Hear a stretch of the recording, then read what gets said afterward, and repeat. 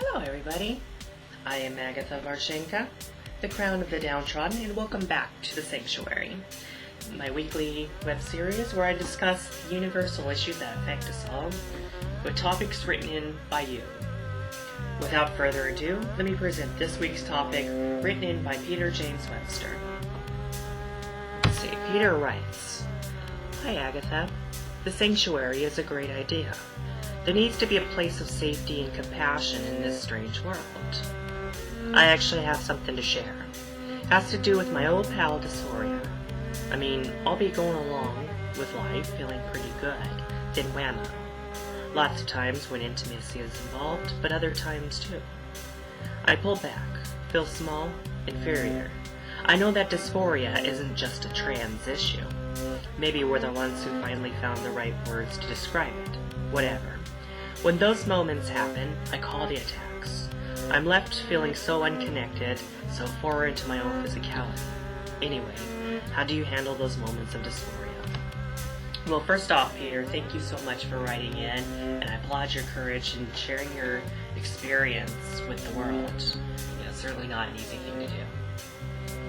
But dysphoria, for those of you unfamiliar with that term, it essentially is a disconnect with something inside yourself or something that's a part of your life. You're probably very familiar with gender dysphoria, as transgender issues have been pretty discussed in the media. Of course, you had a lot of visibility in 2015, and then this year we're seeing a lot of backlash with that. With North Carolina and whatnot, and so on and so forth. But certainly, as Peter mentioned, it's not just a trans issue. This is anytime you feel disconnected with yourself, with your environment, and so on and so forth. For example, you could be somebody in a job that you absolutely hate. That's really the worst field for you to be in. And, you have this dream of doing something else, something that's for you. But maybe you're stuck in this job for, to pay the bills, or, to impress your family and friends, or, maybe you just don't know how to go about pursuing your dream career. All of that's dysphoria. You could be somebody attracted to somebody of your same gender. And you're stuck having to be with people, get intimate with people who you're not interested in. Somebody of a different gender, just because that's traditional. And you feel trapped, and you have to deny yourself your own happiness. That's very much dysphoria. Or of course, even straight relationships run into this in a very different manner, where people set you up with somebody. Maybe your parents like this person, but you don't feel it at all. But you feel stuck.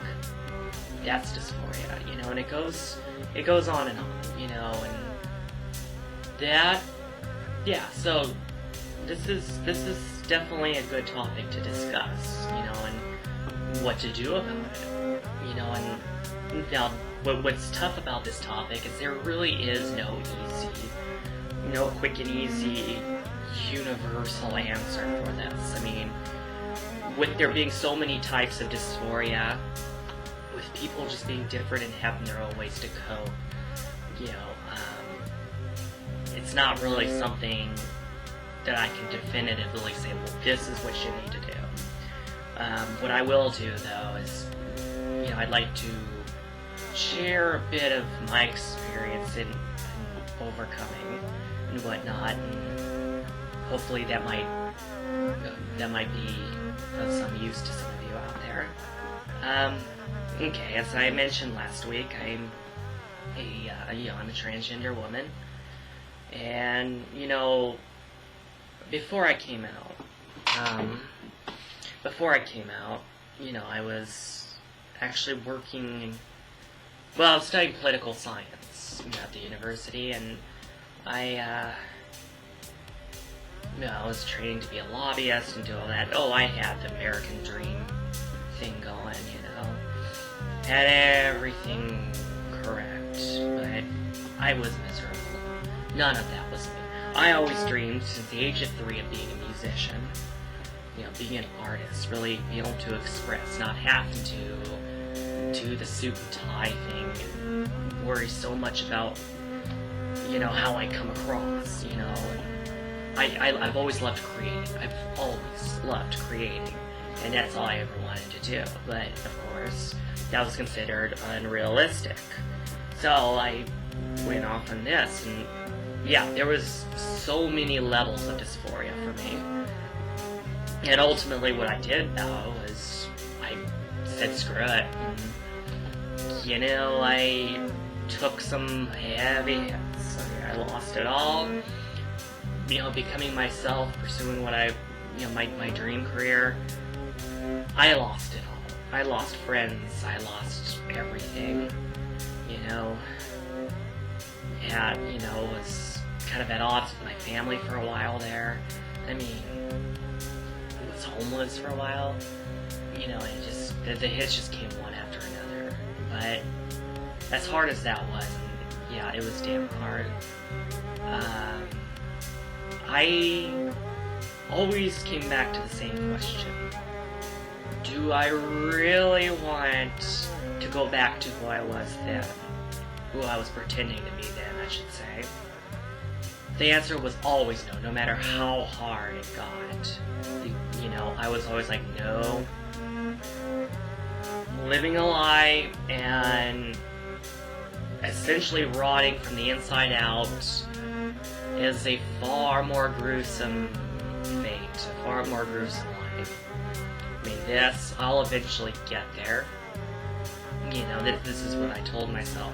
I'll eventually get where I need to be. This pain, this all this going on will eventually pass. And, I was right. I still have my moments where I get, I feel very uncomfortable. It's like, oh God, what the hell am I doing? Whatnot. I actually very much understand dysphoria when it comes to intimacy. I think a lot of people do, but we don't talk about it because anything dealing with intimacy or sex or anything like that is still considered too taboo. Here we are in 2016. This particular thing will probably be a topic in the future, so I won't elaborate too much on it. Try not to go on that tangent, but that's there's such rigid roles when it comes to intimacy. That does affect us all.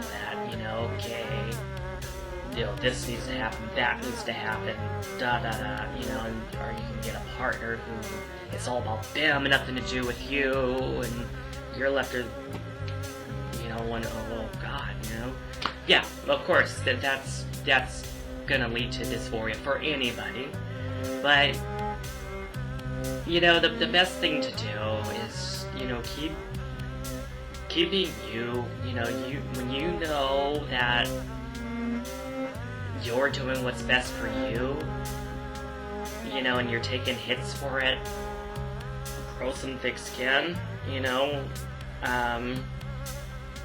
remind yourself of who you used to have to be, and ask yourself if you really want to go back to that life, or are you happy finding your own freedom in yourself, and okay, no one said it was going to be easy. It's not going to be easy, but when you get to where you need to be, you'll look back and you won't necessarily look at the bad times with fond memories, certainly not, but you'll appreciate how you got through it, and how it wasn't just given to you, you earned it, and it's even more precious to you. So that's how I overcame my various stages of dysphoria, I always ask myself, what's worse, what I'm dealing with now, or living that lie all those years ago? And then another thing I do is I remember the feeling, when I came out as a woman, when I came out as a musician, as a professional musician, that feeling of liberation. I mean, knowing it's gonna be tough. But I still, there's still just the greatest feeling on earth, knowing it's like, yes, I'm casting off these damn chains, and I am living my life. That is the greatest feeling in the world, and I think that's a memory you will always have, and you can always go back to that and sit with it and let it recharge you when you feel most dysphoric, when you feel most down. So again, that's my topic on this. That's my discussion on dysphoria, my take on it. And so again, I thank you, Peter, for writing in this week and bringing up such a very important topic. And for the rest of you, if you want to comment on this, you can comment below, or if you want to write in a topic, you have something you want me to cover, you have a story to share, please email me at agathavarshenka@gmail.com. But until then, I love you all, and I'll see you next week.